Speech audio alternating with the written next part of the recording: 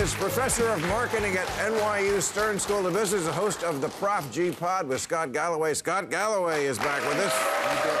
How are you? Okay, she's a co-host of The Five on Fox News and head of research at Bustle, Jessica Tarlov. Jessica, how you doing? Finally got you here. Yes. Okay, so I want to start off with this Mike Johnson. I know everyone is saying, Mike Johnson, my insurance agent? No, the other Mike Johnson. He's the Speaker of the House now. So I've been using this very slow-moving coup about Trump since before he got elected the first time. And a lot of people were laughing. I see a lot of people use it now. And every time we don't completely lose our way of government, somebody says, oh, well, where's your slow-moving coup now? It's slow. That's my answer. It's slow. But this, what happened this week, I remember I did a very dark editorial, like 2022, like the last one of the year after that election, saying, because we all thought the Republicans were going to win, and I said, what's going to happen is that the people who were not in place in 2020, that Trump tried to get his bidding to overturn elections, the John Ratzenbergers of the world, who said, no, I can't find you votes. They're all going to get replaced. And it didn't happen then.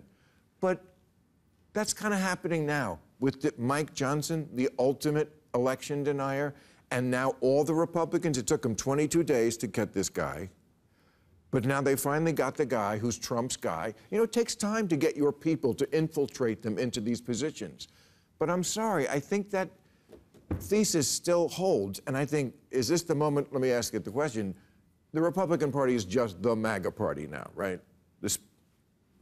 I think so. I felt that way for a while, and there were a few kind of glimmers, and I think Kevin McCarthy was like this fancy, shiny object that a lot of people thought. I've never heard him described that way, but... Well, he's handsome, he's charming, he's the #1 Republican fundraiser out there, right? Even in the last quarter, he raised $14 million. He's the Nancy Pelosi of the other side in terms of raising money. Wow. I don't, this is a side of him I never thought of. Well, that's what I'm here to deliver. I see. No, I just, having spent a lot of time in the conservative ecosystem, these are things that I pay attention to. Right. Why is this one more useful than this one, for instance? And Kevin McCarthy comes off as someone normal. He is not normal, right? He's someone who had a day where he said, you know, Donald Trump was responsible for January 6th, and the next day he was at Mar-a-Lago throwing back martinis and hanging out with the crew.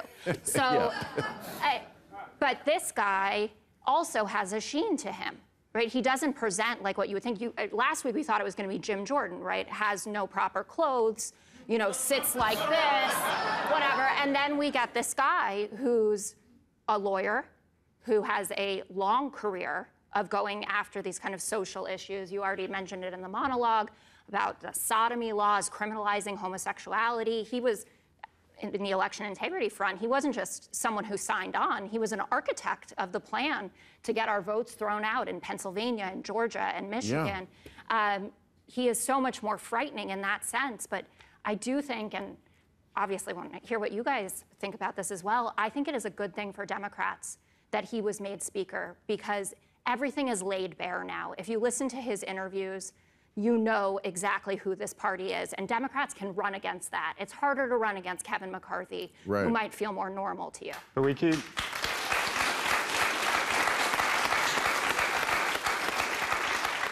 We keep hoping, oh, this time it'll show them for who they are. This is just enormously disappointing. We are normalizing climate change. We are normalizing anti-Semitism. And we are normalizing a kicking out of the legs of the stool of democracy. Central to our democracy, regardless of what you think about our country, it's the best of its kind so far, hands down. Democracy, the pillars of that are, one, the peaceful transfer of power. And this guy was an architect of trying to arrest that in a society that is secular. And when a guy gets this nod and says that God ordained it, I'm like, well, boss, whose God is that? Because this is the whole point here. Is that we separate church and state, that we believe in the peaceful transfer of power. And the reason this guy is speaker is none of us had the time to read his resume and realize he's David Duke light. Well, we did now. Well, I don't know if he's David Duke light. I read today he has an adopted black son. Yeah. I don't think David Duke would do that. But he is a religious nut. He was the lawyer for Alliance Defending Freedom, This is from their literature. They seek to recover the robust Christian-domic, I don't know that word, you're a professor, maybe you do, Christian-domic theology of the 3rd, 4th, and 5th centuries. You know, maybe the 5th. Something a little more recent. But the 3rd and 4th? I mean, he uses the phrase, the so-called separation of church and state.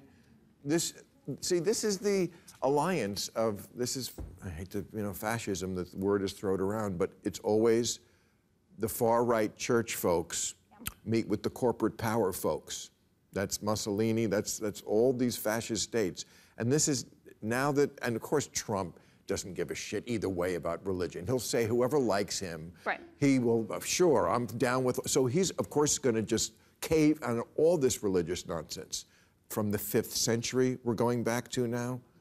So, look, the biggest threat, I think, to civilization right now isn't a murderous autocrat, Putin, that's a threat, or jihadist, that's a threat. The biggest threat, I believe, is political extremism in the greatest force in the world, and that is on the far left, we have apologists for terrorism, and on the far right, we now have a speaker who is claiming that school shootings are a function of them teaching evolution. We are literally being torn apart internally, and we no longer going to have the fabric and the muscle to occupy the position we command, and that is the greatest force in the history of the world. Now, this is our problem. We're rotting from the inside out. When you're this much of a religious fanatic, there is no room for real democracy.